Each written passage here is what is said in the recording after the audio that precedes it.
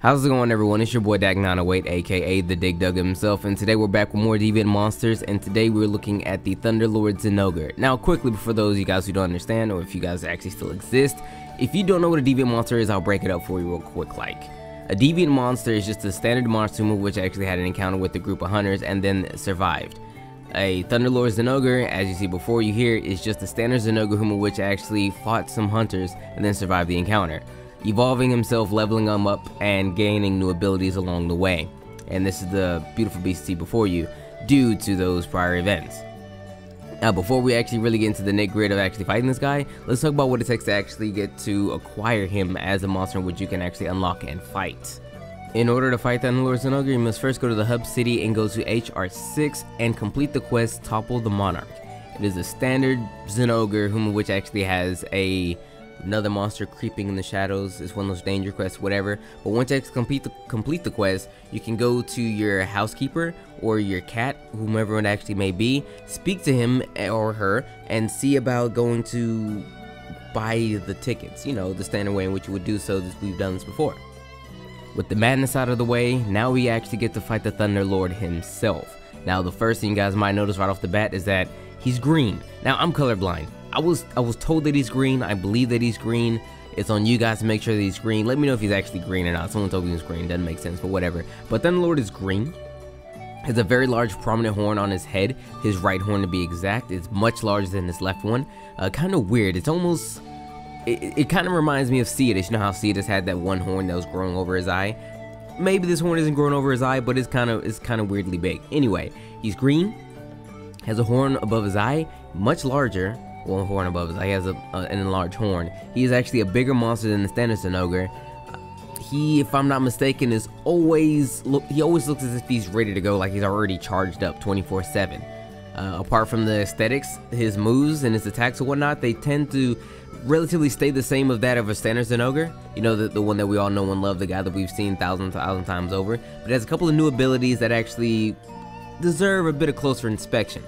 Now, the first thing I should probably mention is his ultra charged state. Yes, we know about the supercharged state when, you know, Zinogre roars and summons lightning and boom, you know, he's shiny and he's charged up, right? Well, Thunderlord Zinogre, being already supercharged, can get charged even further. And what's higher than super? Ultra. So his ultra charged state actually allows him to do a couple of new interesting things. A lot of his old attacks become kind of new because they have new parameters and such. For example, a standard Zinogre, you know, four-limb slam, like when he would just like slam his paw down on the ground in an attempt to attack you, would do nothing. But when he's in his ultra charged state, it summons lightning afterwards. He can charge this for even more lightning. He'll do this in combos of 1s, 2s, and sometimes, on a very rare occasion, 3s. Another move that changes a little bit is normally when a Zinogre will summon lightning, not necessarily to charge up, but he'll summon lightning just to kind of like attack the player. It looks as if he's charging up, he'll howl or whatever. In his ultra charged state, it is even more lightning in a wider area and does more damage. It's kind of scary. Now, the last attack I want to talk about is the Thunderlord Zinogre's Super Flip. It's a weird attack. It looks like he's gonna pounce on you, but then he'll flip and then he'll like do another flip. It's kind of hard to... It's weird, okay? It's a weird attack, but it's very strong. He gives off electricity the entire time he's doing this, so if you do get hit by it, it's gonna be a heavy hitting attack.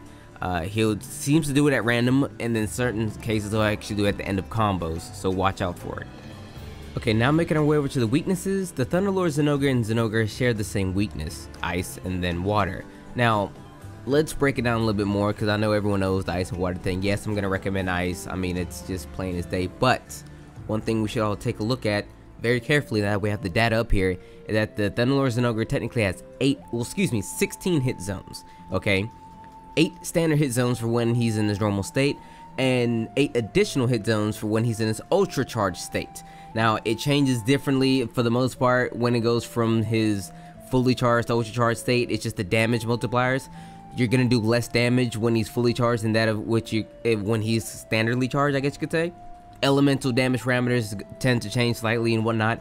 As you can see that the body, if you check the body, it's 25 for the blade mass, 25 for impact, and 10 for gun. But when he's fully charged, it's, you know, it's increased for whatever. But look at the back, it's actually the exact same.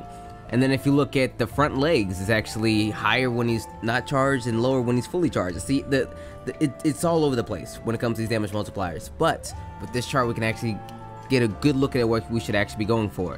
So I want to say the best thing to actually do when fighting this guy, straight up, is just fighting him in the back. Hind legs backwards nets you the greatest, means of actual damage, and you stay away from most of his attacks. Look at the multipliers, the hind legs and thigh, tail, and tail tip. They all tend to have, really good, hit zones and multipliers, whether he's charged or not charged. Now, we all know that the back and the front legs are going to be the highest hitting hit zones next to the tail tip, and they tend to be the easier ones to get. So if you're going to run aerial will be really good if you're going to hit that back. That back will be really nice to hit, and then once you actually get him toppled over, your best bet is to actually just hit him in the back.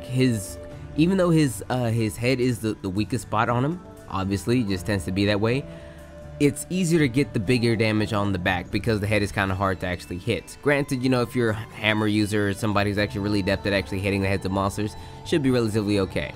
But that's pretty much all I can say about the weaknesses of this guy. Running here with ice. If you don't have ice, water is a really good substitute. Now, before we talk about the Thunderlord Zinogre gear, let's talk about Deviant Gear in general. Now, Deviant Monster Gear is special because in order to actually acquire it, you must fight the monster in which you want to actually get the gear from at level 1. Now, there's 10 levels to each Deviant monster, with every subsequent level getting harder and harder, poses more of a threat. Now, once you complete any one of these quests, you are provided with a ticket, 2 to be exact, for whatever level you fought him for. So, for instance, if you fought level 1 Thunderlord Zinogre, you're going to get 2 level 1 Thunderlord Zinogre tickets. Okay, you can take these 2 tickets and make 2 pieces of gear.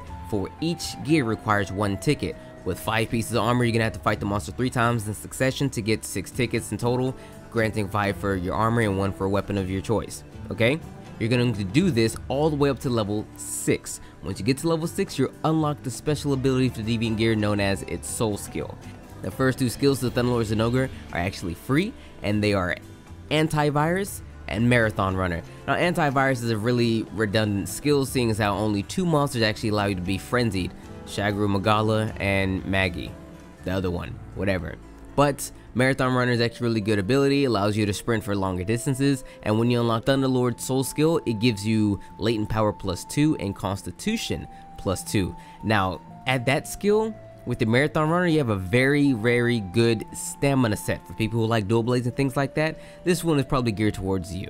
Okay, with the armor out of the way, let's talk about the weapons. Now, I will say this about Thunderlord Zinogre weapons: they pretty fresh. I ain't gonna front. Them joints is actually mad nice. I mean, yo, they look real good. Okay, aesthetically, visually, they please the eyeballs. All right, they look nice.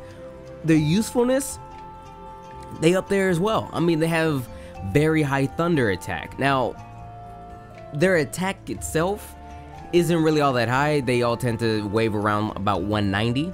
That's not too bad, it's respectable, but their element is insane, and pretty much all of them have a plus affinity effect, +5 to +10, you know what I mean? So the sharpness is actually really good, and I mean, I really can't get mad at it. I would recommend using these weapons if you're not too worried about attack and tend to really care a lot about your element. Now, one thing I will say about Deviant weapons is that they allow you to actually acquire your hunter art skills quicker, meaning they fill the gauge faster. Now, I'm going to give an example really quickly, but by no means is this actually true fact. Let's say, what's a skill that's really hard to get? Enrage Guard. Let's say Enrage Guard for a lance. Let's say for whatever reason it takes 15 hits with your standard weapon to actually acquire the skill. Just an example here, guys. But with the Deviant weapon, let's say we're using the Thunderlord Zinogre's lance, it's only going to take 12 hits as opposed to 15. You know, I don't know the exact percentage, but I know that it is an increase nonetheless. Couple that with, you know, a striker style that actually increased it even further, and, you know, maybe even run a bit like Constitution, not Constitution, Composed, which increased your hunter art gauge to whatever, blah blah blah blah. Mad arts, mad stuff, but that's that. With that being said, man, I got tongue-tied there just a second ago, guys. That's everything I have for you guys when it comes to Thunderlord Zinogre. Hopefully you found this video relatively good. Let me know how I did. I actually want to know how I did. I want to say that I'm doing a little better at these. I want to say I'm getting better. If I'm getting better, let me know. And if you want to see me do anything kind of out of the ordinary, I will do that. Also, if you're wondering why did we do a Thunderlord Zinogre today when we were supposed to probably do a Toxic Queen Raytheon, it's because somebody in my comment section said, do Thunderlord next. And I was like, you know what the heck, let's do them. But we are going to go back to, you know, order. We're going to go do Toxic Queen next. But it's been your boy. Thank you guys so much for watching, and let me know with some feedback if I did it right, if I did it wrong. We'll holla at your boy. It's been your boy. Take care.